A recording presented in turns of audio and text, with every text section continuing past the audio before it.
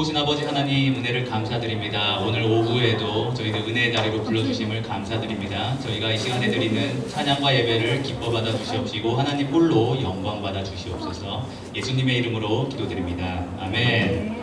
오늘은 2025년 마지막 주일 오후 예배입니다. 한 해를 돌아보며 우리가 고백할 수 있는 것은 여기까지 인도하신 하나님의 은혜입니다.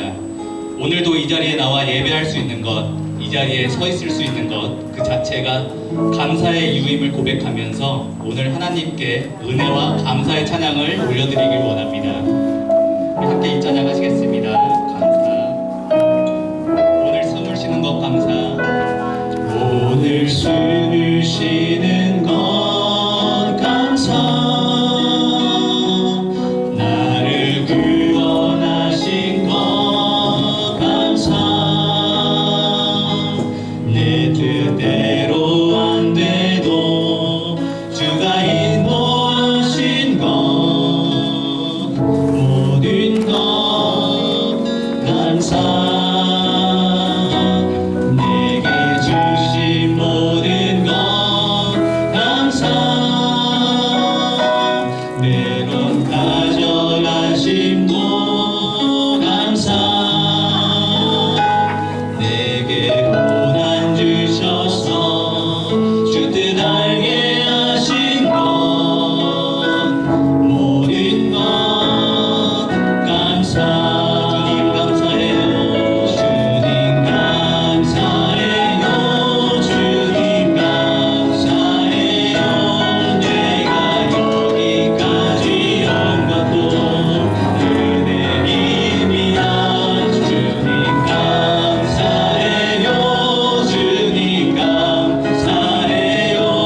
나를 사랑하신 주 사랑 감사합니다. 처음부터 고백하시겠습니다. 오늘 숨을 쉬는 것 감사. 숨을 쉬는 것 감사. 나를 구원하신 것 감사. 내 뜻대로 안 돼도 주가 인도하신 것 모든 것 감사. 내게 주신 모든 것 감사. 주 안에 있음 감사. 참된 소망 주신 것 감사. 나 같은 사람도 자녀 삼아 주신 것 모든 것 감사. 주님 감사해요. 주님 감사해요. 주님 감사해요. 내가 여기까지 온 것도 은혜입니다. 주님 감사해요. 주님 감사해요. 나를 사랑하신 주 사랑 감사. 주님 감사해요. 주님 감사해요. 주님 감사해요. 내가 여기까지 온 것도 은혜입니다. 주님 감사해요. 주님 감사해요. 나를 사랑하신 주 사랑 감사. 나를 사랑하신 주 사랑 사랑하신 주 사랑 감사합니다. 아멘. 한 해를 돌아보면 우리가 누려왔던 모든 순간들, 당연하게 여겼던 하루하루가 모두 하나님의 은혜였습니다. 그 은혜를 돌아보며 이 찬양으로 고백드리시겠습니다.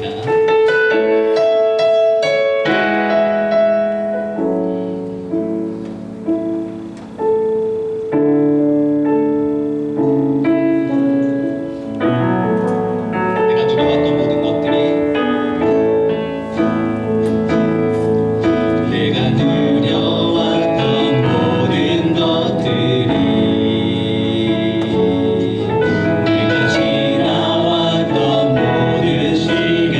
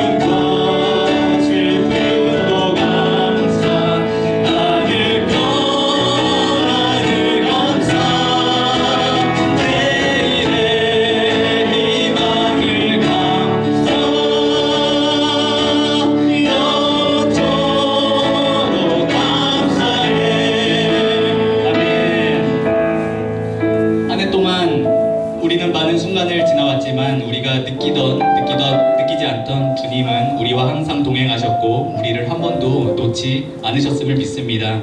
그 변함없으신 신실하신 하나님의 은혜에 감사하며 이 찬양 올려드리겠습니다.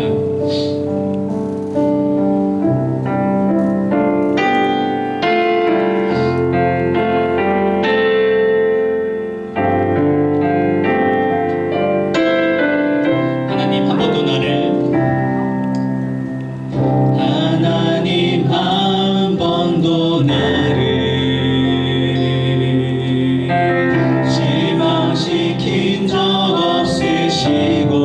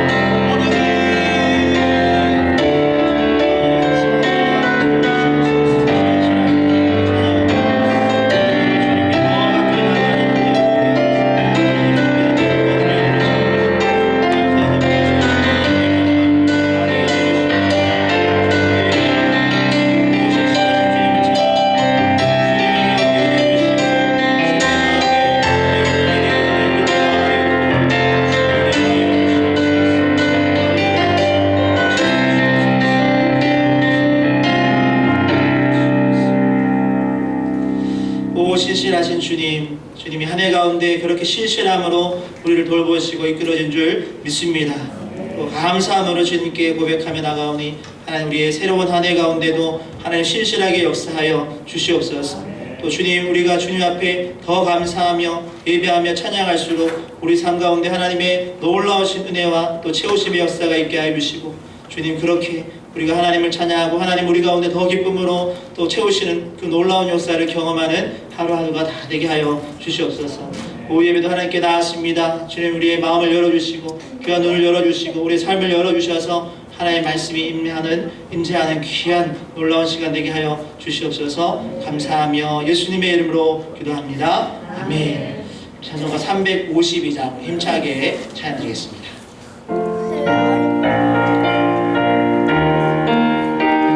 신경 찬양드리겠습니다. 십자가 운명이라 십자가 운명이라 주 위에 일어나 기지도 없었다 너의 일상이라 주께서 승천하고 영광이 없도록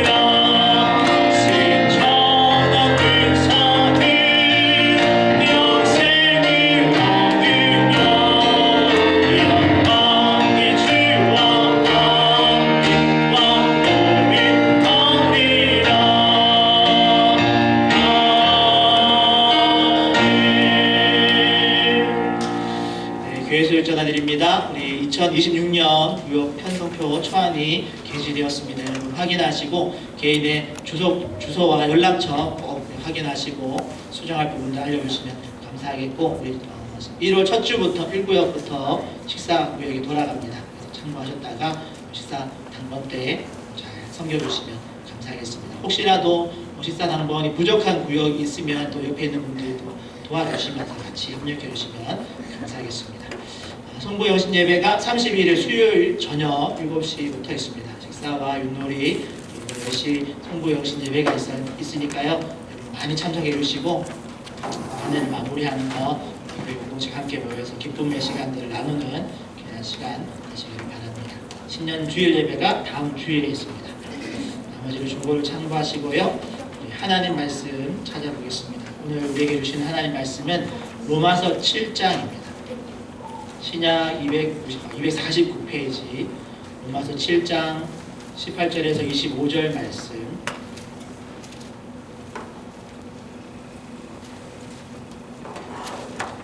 로마서 7장 18절에서 25절 신약 249페이지에 있습니다. 한 절씩 교독하시고 마지막 절은 함께 읽겠습니다.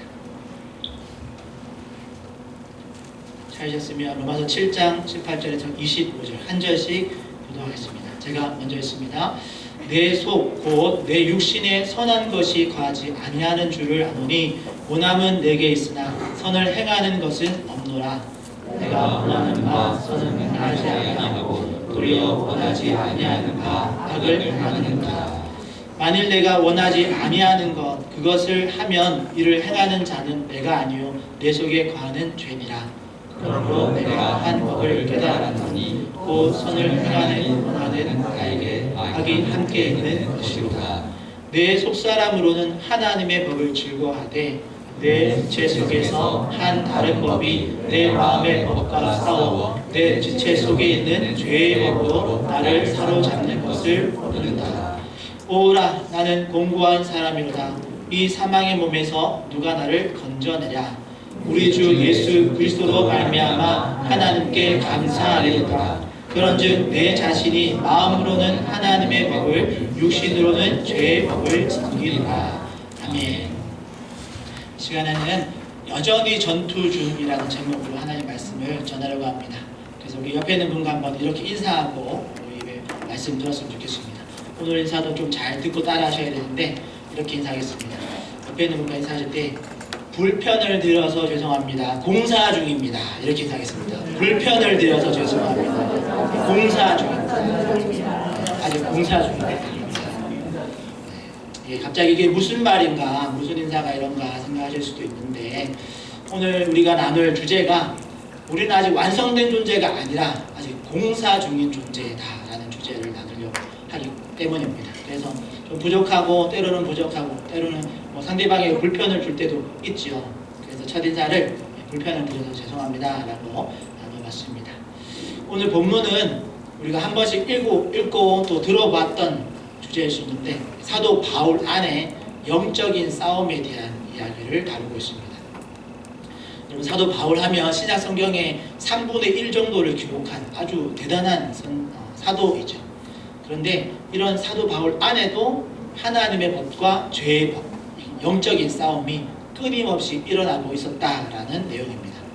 이것이 한편으로는 우리에게 아주 위안이 되기도 하고 또 한편으로는 경각심을 가지게 하는 주제이기도 합니다.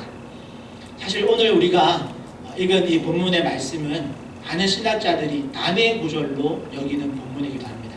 왜냐하면 우리가 로마서를 쭉 이어서 읽다 보면 로마서의 흐름상 앞에서는 믿음으로 의롭다 하는 것을 받은 그 칭의에 대한 이야기를 다루고 7장 앞부분만 보더라도 여러분 성경 7장을 펴고 계시니까 그 앞부분만 보더라도 우리 믿는 자들은 이제 율법에 묶여있는 자들이 아니고 복음으로 자유롭게 되어진 자들이다 라는 그런 내용을 쭉 다루다가 오늘 14절부터 갑자기 7장 끝까지 바울 자신 속에 있는 그런 영적인 혼란, 영적인 그런 싸움에 대한 이야기를 합니다. 그리고 또 8장에 가면 여러분 성경책 펴고 계시니까 8장 1, 2절 자막에도 있긴 한데요. 한번 8장 1, 2절 찾아서 한번 같이 한번 읽어보겠습니다. 8장 로마서 8장 1, 2절 시작. 그러므로 이제 그리스도 예수 안에 있는 없나니 그리스도 예수 안에 있는 생명의 성령의 법이 죄와 사망의 법에서 너를 해방하였습니다. 아멘. 이렇게 바울이 오늘 본문의 이야기가 바울의 그 심정 고백의 이 부분이 앞에 부분의 흐름과 또 8장에서 나온 흐름과 전혀 다른 이야기를 하는 것 같아서 그래서 많은 신학자들이 이 중간 오늘 바울의 심정 고백의 부분이 좀 잘 이해가 되지 않는 그런 어려움을 겪고 있는 거죠. 특별히 이 중간 부분 바울의 심정 고백이 바울이 이걸 예수님 만나기 전의 상태를 이야기한 건지 아니면 예수님을 만나고 나서 회심하고 나서 이런 영적인 혼란과 영적인 싸움이 있다는 건지 이에 대한 여러 신학자들의 의견이 분분합니다. 그리고 바로 8장에 가보니까 또 예수 그리스도 안에서 우리가 결코 존재함이 없다라고 말하니까 바울의 상태가 좀 종잡을 수 없는 그래서 이 구간을 난해 구절로 여기는데요. 그런데 뭐 신학자들이 어렵다고 해서 저희들도 어렵다고 생각할 필요는 없고 몇 가지 분명한 기준점만 바르게 잘 이해하고 넘어가면 됩니다. 그 중에서 하나가 24절에 나와 있는 바울의 감탄사입니다. 24절의 말씀 화면에 뜨죠? 개역 개정과 세번역 성경에서 번역을 이렇게 조금 더 쉽게 해놨는데 여기 나온 바울의 감탄사가 중요한데 일단 개역 개정 24절의 말씀을 함께 읽겠습니다. 감탄사를 중심으로 감탄사가 뭐냐면 오호라입니다. 오호라 같이 읽어보겠습니다. 시작. 오호라 나는 공고한 사람이다. 이 사망의 몸에서 누가 나를 건져내라. 이렇게 개역개정에서 이렇게 있는데 세 번역에서는 뭐라고 번역되어 있냐면 이 오호라를 한 글자로, 근데 이 한 글자가 아주 강조하는, 그래서 여러분 그냥 나는 이렇게 하시면 안 되고 이렇게 좀 조금 길게 해서 감탄사니까 감탄사를 읽으면 좋겠는데, 같이 한번 우리 세 번역 성경의 번역도 같이 읽어보겠습니다. 시작. 나는 비참한 사람입니다. 누가 이 죽음의 몸에서 나를 건져주시겠습니까? 네. 사실 바울 서신에 보면 바울이 감탄사를 사용한 곳은 제 기억으로는 여기밖에 없습니다. 이 오호라, 라는 감탄사가 바울이 처음이자 마지막으로 사용한, 성경에 기록한 내용 중에 처음이자 마지막으로 있는 특별한 부분입니다. 그러니까 바울처럼 아주 논리적이고 또 냉철한 바울이지만 오늘 이 주제를 다루면서 그 바울의 그 답답한 심정, 정말 어떻게 보면 때로는 짜증나는 상황을 이 편지를 읽는 독자들에게 전할 방법을 찾다가 뭐 여러 가지로 설명할 수 있겠지만 그런 방법이 아니라 정말 자신의 그 감정을 표현하는 방법이 감탄사, 오호라, 입니다. 그러니까 요즘으로 말하면 어떤 표현이 있을까요? 세대마다 이런 감탄사가 다르더라고요. 요즘에는 저희 딸이 한 번씩 사용하는 최고급 감탄사 이런 것들 이렇게 마다마다 틀려요. 옛날 분들은 경상도 분들은 억수로를 이렇게 보통 감탄사로 씁니다. 억수로 맛있다 이렇게 그렇게 하는데, 여러분 각자가 평상시에 쓰는 감탄사 있죠. 네. 여러분 입에 배어있는 이렇게 습관처럼 배어있는 그런 감탄사도 있을 텐데, 그런 감탄사 여러분 마음속으로 한번 잘 생각해 보시죠. 정말 내가 짜증나고 또 나도 잘 모르겠고 답답할 때 우리 입에서 그냥 툭 터져 나오는 그런 감탄사들, 정말 내가 막 머리 쥐어 뜯으면서 와이씨 이렇게 이런 정도의 그런 감탄사들, 그런 감탄사를 지금 바울이 성경에 기록에 남기면서 자신의 그런 내적인 갈등을, 정말 내가 선을 행해야 되는 걸 아는데 자꾸 죄에 넘어지는 자신을 보면서 그렇게 그런 감탄사를 터져 나올 만큼 그 마음속으로 아파하는 그런 모습을 오늘 성경에다 저렇게 표현해 놓은 거죠. 그리고 개역 개정에서는 오호라, 정말 오호라, 그 다음에 나는 곤고한 사람이로다 라고 이렇게 자신의 그 곤란한 상태, 고통스러운 처지를 이렇게 바울이 이렇게 번역했다면, 새 번역에서는 이 곤고한 사람이라는 표현을 비참한 사람이다 라고 번역해놨습니다. 예수 그리스도를 믿음으로 의롭다 칭함을 받았는데 그럼에도 불구하고 여전히 죄의 법에서 자유롭지 못한 자신의 그런 처지를 비참한 상태라고 번역해 놓은 거죠. 오늘날 우리도 가만히 생각해 보면 별로 바울과 별반 다를 것이 없는 상태일 때가 있습니다. 그래서 이걸 신학적인 용어로는 우리가 최근에 자주 어필하고 있는 것 같은데, 이미와 아직 사이에 있는 것, 이미 구원을 받았지만 아직 구원이 완료되지 않은 상태를 말하는 거죠. 이걸 영적인 전투로 표현하자면 오늘 제목과 같이 우리는 여전히 우리 안에 있는 영적인 전투 중이다 라고 말할 수도 있고, 또 우리의 그런 불완전함을 불완전함으로 표현한다면 나는 아직 공사 중에 있구나 라고 생각할 수도 있습니다. 그런데 놀라운 것은 이런 상태가 예수님을 간믿음 초신자가 느끼는 상태가 아니다라는 거죠. 사도 바울이 편지를 써서 누군가에게 공유하는 글에 자신의 상황을 이런 상태로 표현한다라는 거죠. 그러니까 어떻게 보면 바울은 지금 자신의 적나라한 상태를 진솔하게 편지에 남기면서 그 상태를, 이 편지를 읽는 사람들 하여금 그 상태를 알고 그 상태를 통해서 어떤 교훈을 남기려고 이런 감탄사를 쓰면서 자신의 그 혼란스러운 상태를 성경에 다 기록해 놓은 겁니다. 그러면 왜 바울은 어떻게 보면 편지 읽는 사람이 헷갈리게 앞에는 잘 정리되어지다가 중간에 이렇게 혼란스러운 얘기를 하고 뒤에 또 예수님을 통해 또 정리되어진 이야기를 하는 것일까? 이런 특별한 기록을 여기에 끼워 넣음을 통해서 무엇을 우리에게 알려주려고 하는 것일까? 그 이유를 생각해 보면 이런 의도가 있는 것 같습니다. 이런 거죠. 성화의 과정을 걸어가는 모든 성도는 나 같은 이런 심정의 상태를 겪는다라는 것을 알려주기 위한 그런 기록입니다. 다시 말씀드리면 이 공고하고 비참함을 느끼는 이 우리의 마음의 상태는 성도라면, 십자가의 순교자의 길을 걸어가는 성도라면 당연히 통과하는, 걸어가야 하는 길이다, 그런 상태다라는 것을 바울이 이 이 편지의 글을 통해서 여기 이 구간에 이걸 넣음을 통해서 알려주고 있다는 거죠. 사실 여러분 선악을 고민한다라는 것, 그래서 선악을 분별해서 알고 있다라는 것, 여러분 선악을 고민한다라는 것은 선악을 알고 있다라는 말입니다. 만약에 하나님의 법을 모르고 선악을 구분할 수 없다면 고민할 필요가 없습니다. 우리 갓 태어난 아기가 뭐가 옳고 뭐가 그런지 모르니까 모든 걸 다 시도하고 해보잖아요. 그러다가 이제 부모님이 그거는 위험하니까 하지마 이렇게 하면 거기 그제서야 그게 위험하고 하면 엄마 아빠가 싫어하는구나를 알게 되어지는 것처럼 여러분 고민을 한다는 것, 그리고 때로는 우리가 어린 아이들이 어떤 것이 욕심이 날 때 저걸 내가 딱 이렇게 하고 싶지만 고민하잖아요. 저거 이거 만져 엄마 좋아할까 싫어할까 이런 고민하는 거잖아요. 그 고민한다라는 건 그걸 안다라는 말입니다.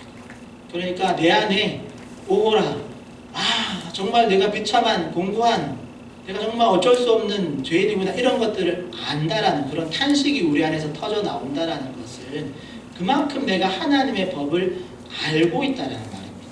그리고 나 자신의 형편, 나 자신의 현재 상태도 알고 있는 거죠. 내가 모를 때는 그걸 지나칠 수 있지만 알 때는 그게 나한테 꺼리낌이 되고 불편한 것들이 되어지는 거죠. 예전에 한 방송에서 어느 의사분이 이런 말을 한 적이 있습니다. 우리 몸이 아프다라는 것은 내가 살아있다라는 증거이다. 왜냐하면 아프다라는 건 내 몸이 바르게 작동해서 어디 부분에 아프니까 이걸 치료해달라는 사인이라는 거죠.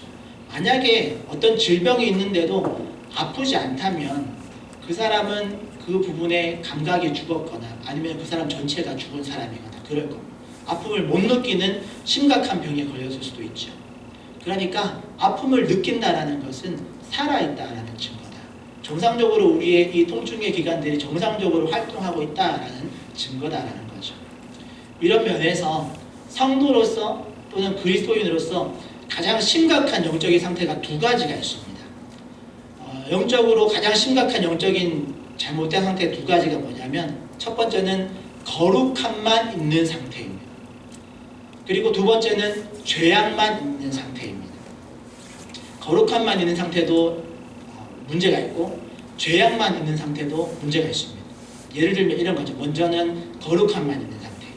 스스로를 죄가 없는 상태다라고 정의하는 겁니다. 나는 거룩한 존재다. 물론 우리가 그렇게 거룩한 존재로 우리가 살아가야 되는 또 구별되어진 삶을 살아가야 되는 그런 존재이니까 우리를 거룩한 존재다라고 말을 할 수 있지만 스스로가 나는 죄가 하나도 없는 그런 거룩함만 있는 상태다라고 스스로를 착각하면 그건 스스로를 속이고 속이는 겁니다. 그래서 오늘 원래는 본문이 요한일서 8장에서 8절, 9절, 10절까지도 같이 보려고 했었는데 찾아놓지 않았지만 요한일서 1장 8절, 9절 말씀 8절, 10절 말씀 우리 먼저 같이 읽어보겠습니다. 이게 지금 여기는 8절과 10절이 거룩함만 있는 상태에도 오해를 하는 겁니다. 같이 읽어보겠습니다. 시작. 만일 우리가 죄가 없다고 말하면 우리 속에 있지 아니할 것이요. 아멘. 10절과 함께 읽겠습니다. 만일 우리가 범죄하지 아니하였다 하면 하나님을 거짓말하는 이로 만드는 것이니 또한 그의 말씀이 우리 속에 있지 아니하니라. 아멘. 이게 거룩함만 있는 상태의 위험성입니다. 나는 거룩한 존재다라고 말하면서 자기가 죄 없다라고 착각하는. 오늘 근데 요한일서에서는 이렇게 분명하게 말해놨죠. 내가 죄가 없다라고 말한다면 그건 스스로를 속이는 거다. 또 내가 범죄한 적이 한 번도 없다 말한다면 그건 하나님을 거짓말장애로 만드는 일이다. 이렇게 지적하고 있는 거죠.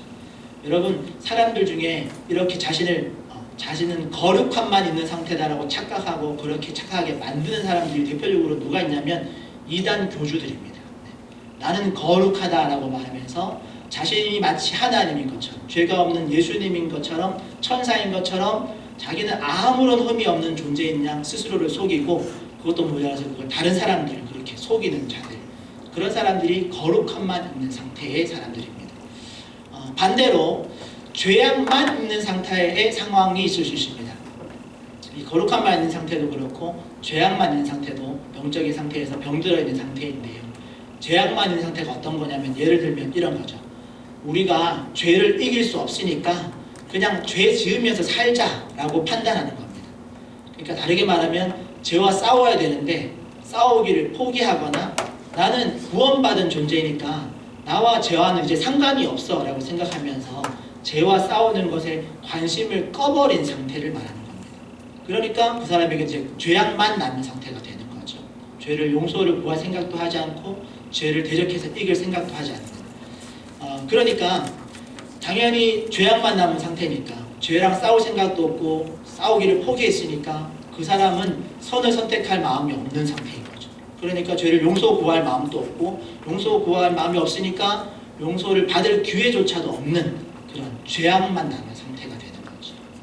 그래서 여러분 거룩함만 남은 상태도 위험하고 죄악만 남은 상태도 위험합니다. 그러기에 저와 여러분들은 이걸 동시에 할 수 있는 건 죄를 인정하고 나는 완전히 거룩한 존재는 아니구나. 여전히 내 안에 죄가 있구나 라는 것을 인정하고 그리고 나는 이 죄와 싸워야 되는구나. 이 죄와 이 죄를 대적해야 되는구나 라는 그런 마음을 우리 가운데 이렇게 잘 품으시는 그런 저와 여러분 되시기를 축복합니다. 물론 우리의 능력으로 죄를 완벽하게 이길 수는 없습니다. 그래서 바울의 고백처럼 육체에서 벗어나지 않는 한 우리가 이 육체를 입고 있는 한 우리의 죄성에서 우리가 자유로울 수가 없습니다. 그렇다고 막 죽을 수도 없고 죽어서 영과 육체를 분리시키자니 그건 우리의 소관이 아니기 때문에 우리의 힘으로 할 수 없는 거죠. 그래서 고민이 생기는 겁니다. 그런데 성경은 이런 우리의 모습, 우리의 그런 고민거리를 해결할 수 있는 해결책을 알려주고 있습니다. 그것은 바로 이 죄와 죽음을 이기신 예수 그리스도의 은혜를 힘있는 방법을 우리에게 알려주고 있는 거죠. 그래서 제가 읽지 않고 지나온 요한일서 1장 9절의 말씀 우리 같이 읽어보겠습니다. 요한일서 1장 9절에서 이 정말 답답한 그 상태를 해결할 수 있는 방법이 나와 있으니까 같이 9절 한번 읽어보겠습니다. 시작. 만일 우리가 는 미쁘시고 의로우사 우리 죄를 사하시며 우리를 모든 불의에서 깨끗하게 하실 것이요. 아멘. 여러분 이 말씀이 바울의 그 답답한 심정을 해결할 수 있는 유일한 길입니다. 어떻게 그 죄에서 노임을 받을 수 없는 육체를 입고 있는 우리의 육신에서 어떻게 그 죄에서 노임을 받을 수 있느냐? 그것은 우리가 우리의 죄를 자백하면 하나님께 죄의 용서를 구하며 자백하면 하나님께서 예수님께서 그 미쁘신 예수님께서 의로우신 예수님께서 우리의 죄를 사해 주시고 우리를 모든 불의에서 깨끗하게 노임을 받을 수 있도록 풀어주실 것이다 라는 약속이죠. 이것이 우리 믿는 자들의 그리스도인의 희망입니다. 또 다시 살아갈 수 있는 소망인 거죠. 예수님은 십자가에서 우리의 인류의 모든 죄를 단번에 해결하신 줄 믿습니다. 그리고 그 죄 없는 완전하신 선이신 하나님께서 그의 육체를 인간의 죄를 대신해서 죽으심으로 또 죽이심으로 모든 인류의 죄값을 단번에 치르셨습니다. 그리고 이걸 믿는 자에게는 하나님께서는 그 믿음을 보시고 의롭다, 죄 없다라고 칭해 주시는 겁니다. 이를 통해서 우리가 죄 없는 상태로 다시 돌아갈 수 있는 기회를 얻게 되는 거죠. 여기서 주의할 것이 하나 있습니다. 제가 방금 말씀드린 그 표현에서 여러분 잘 기억하셔야 되는 건 이 상태는 죄 없는 상태로 돌아간 이 상태는 새로운 기회를 얻은 겁니다. 결코 막 영원히 죄 없는 완벽한 상태가 되었다는 말이 아닙니다. 구원파가 오해하는 게 이 부분입니다. 한 번 죄 용서, 신앙 고백을 통해서 죄 용서를 받으면 이제는 죄가 없는 상태가 되니까 당신은 구원받았으니까 이후에 모든 죄는 구원받는데 전혀 문제가 없다라고 말하는 게 구원파 이단의 잘못된 교리입니다. 하나님께서 우리를 의롭다고 칭해 주시는 거지 우리가 완벽한 의로운 존재로 영화로운 상태로 된 것은 아닙니다. 그래서 우리의 그 성도의 성화의 과정에 보면 칭의가 있고 거기서 쭉 돼서 마지막에 우리가 하나님 앞에 갔을 때의 영화로운 존재로 변화되어지는 겁니다. 우리가 이 땅에서는 아무리 우리가 노력하고 공을 쌓아도 우리가 영화로워지진 않습니다. 왜냐하면 우리의 육체에 그대로 우리가 매여있기 때문에 그렇죠. 그러니까 여러분 이걸 오해하시지 마시기 바랍니다. 우리가 의롭다 칭함을 받은 겁니다. 그럼에도 불구하고 여전히 죄악 가운데 넘어질 수 있는 것이죠. 그런데 분명히 바뀐 것이 하나 있습니다. 칭의의 과정에서 우리가 죄가 없어 완벽하게 죄가 없는 존재로 변화되지는 않았지만 분명히 바뀐 게 있습니다. 그게 뭐냐면 앞서 언급한 것처럼 죄가 죄인 것을 알게 된 것입니다. 그렇기 때문에 그 죄의 영향력 안에서 그 죄의 영향력 아래에 있는 게 불편하고 그것을 저항하려는 마음이 우리 안에 생겼다라는 거죠. 그리고 이 지점에서 우리는 죄와 싸워야 되고요. 깨닫게 됩니다. 말씀을 준비하다가 시편 119편 105편 105절의 말씀을 아주 지혜롭게 이해하신 어느 목사님의 글이 있어서 시편 119편 105절을 한번 같이 읽겠습니다. 시작. 주의 말씀은 내 발의 등이요 아멘. 한 번 더 읽겠습니다. 우리 좋은 말씀이니까요. 같이 한번 읽겠습니다. 시작. 주의 말씀은 내 발의 등이요 내 길의 빛이니이다. 아멘. 이 말씀 우리가 잘 알고 있는 말씀, 묵상하는 말씀, 암송하는 말씀인데 그런데 그 목사님이 이 말씀에 의문을 품었습니다. 어떤 부분에 의문을 품었냐면 왜 하필 나의 발의 등인가 라는 거죠. 성경에 기록되어질 당시에는 요즘처럼 이렇게 좋은 불빛이나 이런 것들이 없었으니까 전기불도 없었으니까 여기서 말하는 발의 등은 옛날에 우리 호롱불 들고 다니고 이런 등 들고 다니면서 비쳤던 그런 등을 말하는 거거든요. 그러니까 그 목사님 어떤 의문을 품었냐면 최소한 주님의 말씀은 내 손이 막 이렇게 높게 든 횃불 같은 그런 말씀, 때로는 저 멀리까지 비출 수 있는 바다의 등대같이 저 멀리까지 비출 수 있는 그런 빛과 같은 아주 큰 빛과 같은 그런 빛처럼 시인이 표현해 줬으면 좋겠는데 그런데 시인이 뭐라고 표현하고 있냐면 내 발의 등, 내 발 앞만 비추는 등 그렇게 소개하고 있다는 거죠.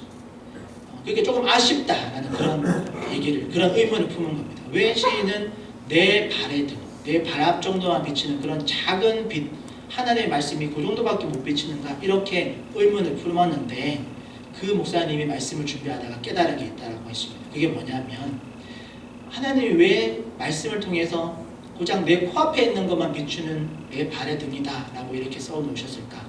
그런데 그 깨달은 게 뭐냐면 만약에 성경의 말씀이 우리의 앞날을 훤히 보여줘서 이게 우리 앞날이 다 보인다면 성경의 말씀을 통해서 우리 앞을 다 볼 수 있게 된다면 그렇게 된다면 만약에 그렇게 된다면 우리는 결코 이 십자가의 사명의 길을 끝까지 걸어갈 수 없기 때문에 그렇게 우리 코앞만 비출 수 있도록 그런 작은 빛으로 매일매일의 삶에 필요한 지혜를 주시는 것이다 라는 것을 깨닫게 되었다 했습니다. 여러분 상상해 보십시오. 지금 바울의 입장이나 여러분 우리들의 입장이나 지금 내 속에 있는 이런 작은 영적인 갈등도 지금 내 코앞에 있는 그 문제와 그 죄와 씨름하면서 싸우는 것도 바울의 표현을 하면 오라 하면서 그거 싸우는 것도 힘들어 죽겠는데 그걸 소화시키는 꼭 삼키는 것도 힘든데 앞으로 그런 일들이 계속해서 또 죄의 공격이나 어떤 홀무들이 계속해서 있다라는 걸 그래서 처음부터 시작하자마자 게임 시작하자마자 끝판왕의 그런 엄청난 갭 차이를 하나님이 다 보여주신다면 성경을 통해서 이 성도의 그 순례자의 길이 얼마나 힘든지를 처음부터 끝까지 하나님이 성경을 통해서 다 보여주신다면 누가 이 길을 끝까지 걸어가겠습니까? 완주할 수 있는 사람이 아니 시도도 안 하고 거기서 멈출 수 있는 가능성이 훨씬 많죠. 오늘날의 상황으로 예를 하나 들자면 이런 걸 들 수 있을 것 같은데요. 제가 생각했을 때는 이런 예를 들 수 있을 것 같은데 요즘 안 그래도 출산율도 낮고 결혼하는 커플들이 줄어들고 들다고 합니다. 그래서 걱정하는 시대적으로도 국가적으로도 그래서 걱정하고 있잖아요. 그런데 여러분 왜 청년들이 결혼하지도 않으려고 하고 결혼해도 애 낳지 않으려고 할까요? 이게 사회가 발전하면서 자녀 한 명을 키우는데 필요한 어떤 수고와 양육비 이런 게 뻔히 보이기 때문입니다. 여러분 옛날에 지금 우리 어린이들도 많지만 옛날에 저희 부모님들은 저희 집도 사형제, 저희 집사람도 사형제 옛날에 막 4명, 8명 이렇게 막 낳았잖아요. 그리고 애 하나 키우는데 얼마가 드는지 사람들이 계산하지 않고 그냥 키웠습니다. 예전에 어르신들 말 보면 다 지 먹을 거 가지고 태어난다라고 말할 정도였습니다. 그렇게 계산하지 않고 그냥 새끼 낳아서 키우고 하루하루 키우다 보니까 정말 눈에 보이지 않을 만큼 자라지만 어느 날 보면 쑥쑥 커서 그렇게 성인이 되고 장가하고 시집가고 다 하고 그렇게 살았습니다. 그런데 요즘 청년들은 초등학생들도 다 압니다. 자기한테 얼마가 들어가는지, 앞으로 커서 자녀를 낳고 결혼을 하고 살면 내가 얼마를 벌어서 이렇게 나눠가지고 얼마가 필요한지 다 계산이 나오는 시대를 삽니다.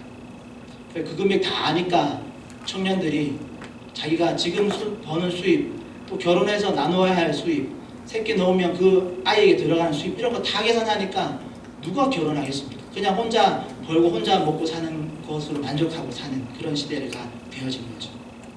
이처럼 하나님의 말씀이 우리의 삶을 전체를 완벽하게 보여주면 여러분, 우리가 이 길을 걸어갈 사람이 별로 없습니다. 그래서 하나님께서 오히려 매일매일의 말씀을 통해서 우리가 매일매일 조금씩 내 발의 등처럼 내 코앞에 있는 문제들을 밝혀주시는 방법으로 우리를 이끌어가고 계신다는 거죠. 그리고 그렇게 가도 하나님의 뒤를 잘 졸졸 따라가면 내 발에 있는 그 코앞에 밝히는 그 작은 불빛이라도 그것을 통해서 정말 위험한 상황을 피할 수 있게 하시고, 또 하나님께서 우리를 그렇게 보호하시면서 이 길을 걸어갈 수 있게 하신다는 거죠.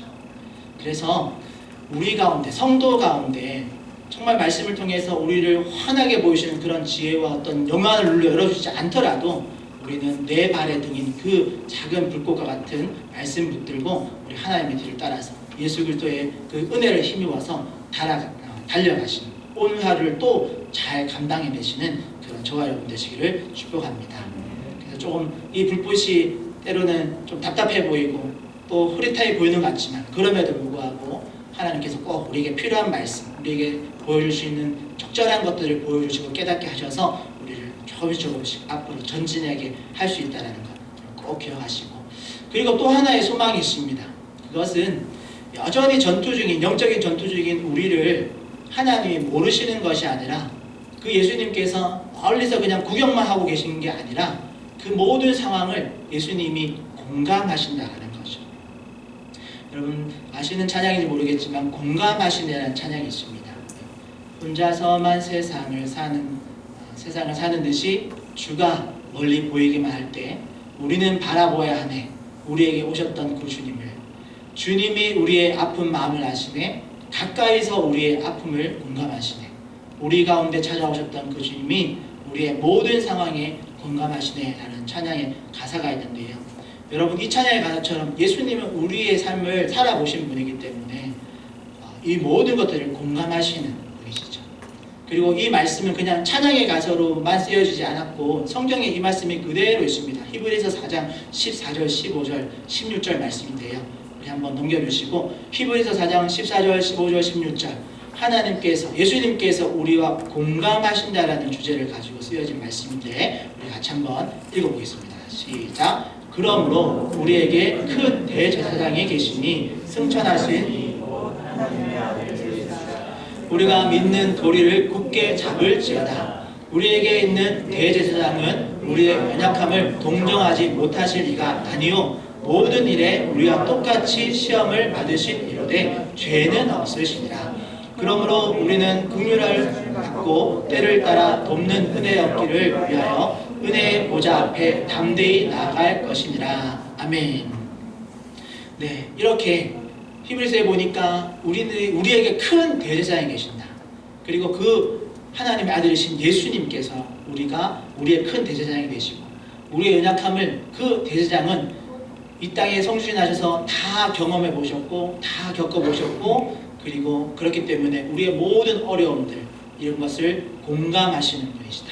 그리고 우리는 그분의 은혜의 보좌 앞으로 예수님을 힘입어서 담대히 나갈 수 있는 존재들이 되었다라고 설명합니다.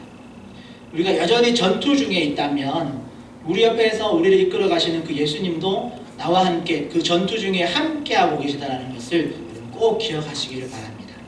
그러게 우리가 힘들 때 내 옆에서 나보다 더 큰 힘을 쓰시면서 더 큰 무게를 감당하시면서 나와 함께 전투 중에 계신 그 예수님을 바라보시기를 바랍니다.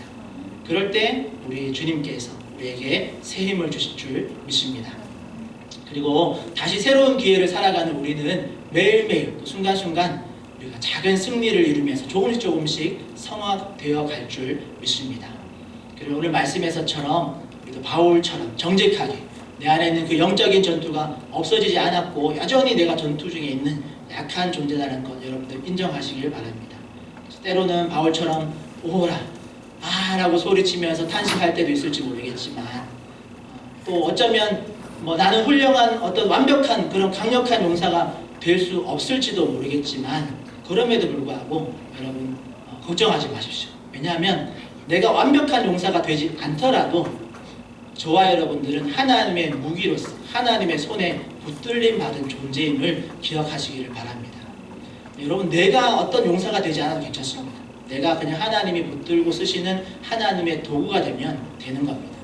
여러분 하나님의 손에 들린 그 무기는 날이 무뎌지고 때로는 부러져도 괜찮습니다.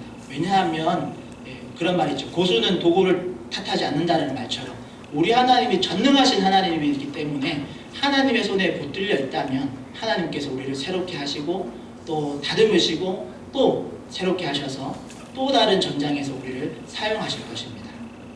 그러기에 우리 한 해를 돌아보면서 우리는 여전히 공사 중이고 또 우리의 마음속에서 매일매일 이런 영적인 전투가 벌어지고 있죠.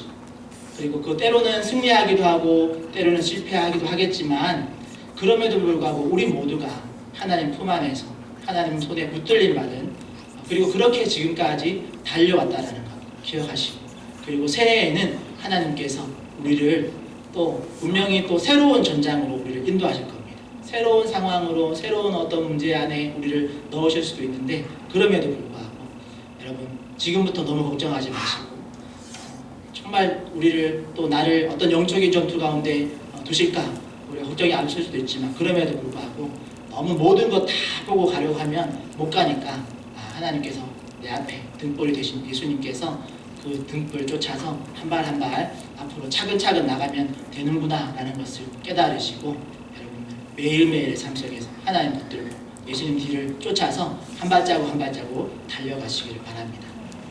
그리고 그렇게 믿음으로 우리가 주님을 쫓아서 나아가다 보면 이런 모든 과정을 통해서 하나님께서 우리를 붙들고 사용할 줄 믿습니다. 그리고 하나님과 함께 그렇게 영적인 전장을 누리면서 하나님의 승리에 참여하는 우리 모든 성도님들 되시기를 예수님의 이름으로 축복합니다. 그래서 이 시간 함께 찬양하길 원합니다. 우리 주의 보좌로 나아갈 때라는 찬양인데요. 제목이 예수 피를 힘입어 라는 찬양입니다. 아시는 분도 계실 수도 있는데 모르시는 분들은 가사 한번 잘 보시면서 또 마음속으로 따라하시고 또 입술을 열어서 따라하시면서 우리가 예수님의 피를 힘입어서 오늘 또 주님을 향해 달려갑니다. 주님을 향해 예배합니다. 이렇게 믿음의 고백 함께 찬양으로 올려드리겠습니다.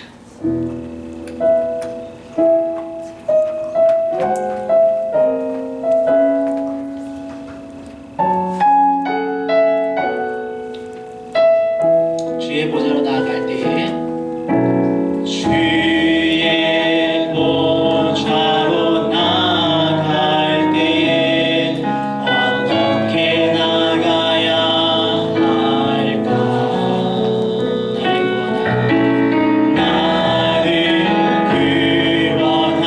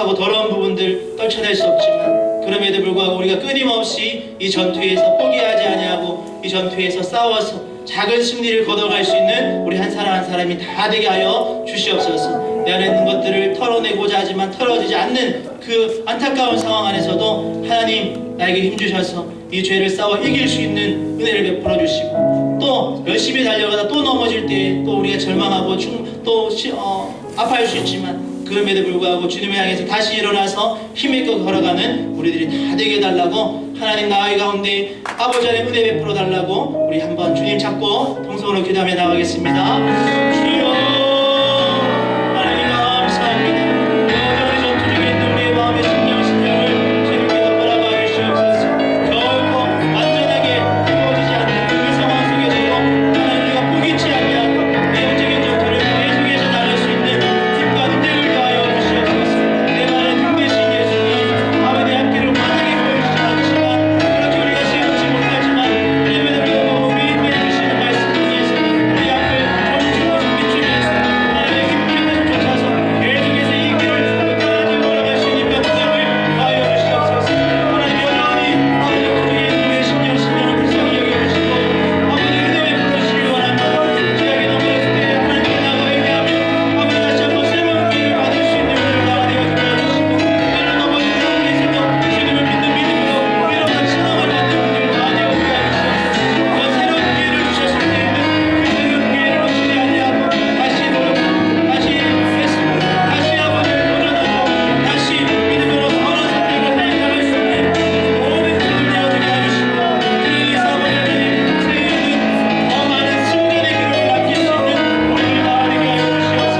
지금까지는 패전의 기록이 더 많이 남았다면 아버지 우리의 삶을 통해서 앞으로는 우리가 말씀을 들고 아버지 신앙하며 말씀을 위해서 승리함을 통해서 우리의 삶 속에 영적인 승리의 기록들이 많은 아버지 남을 수 있는 우리를 나아가게 하여 주시옵소서. 부정의 신들에는 하나님 그렇게 우리가 늘 기도하고 하나님을 위해서 나아갈 때 우리 가운데 하나님 함께 하시고 우리의 전적인 전투와 함께 하신 하나님에 대해서 승리하며 달려가는 모든 성도들 되게 하여 주시옵소서.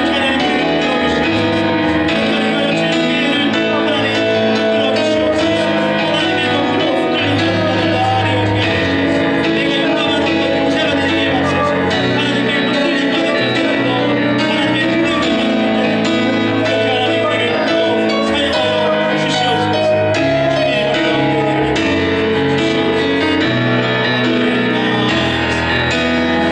은혜를 하나님 여전히 전투 중에 있는 우리 한 사람 한 사람입니다.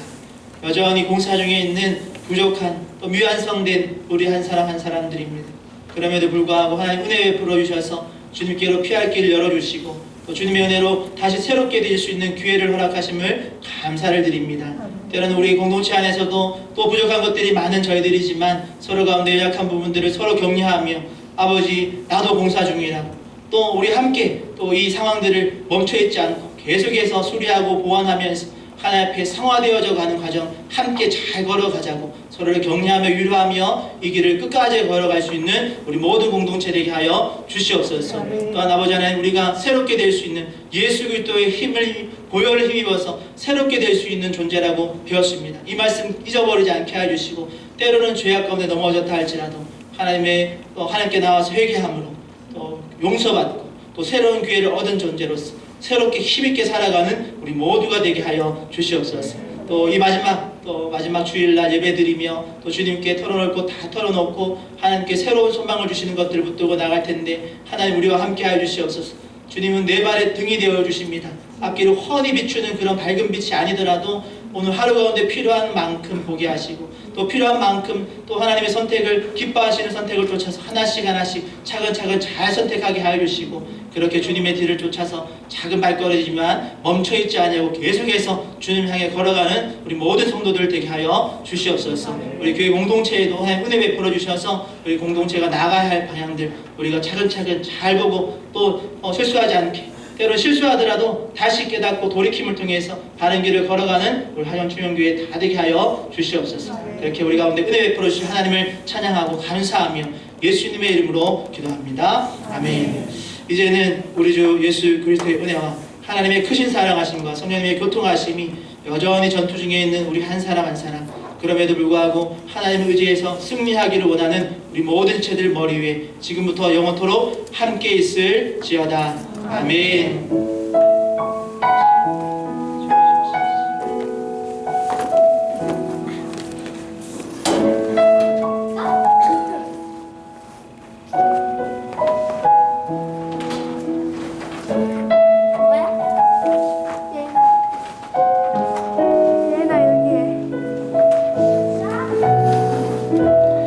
네, 예배를 마쳤습니다. 옆에 있는 분과 인사하겠습니다.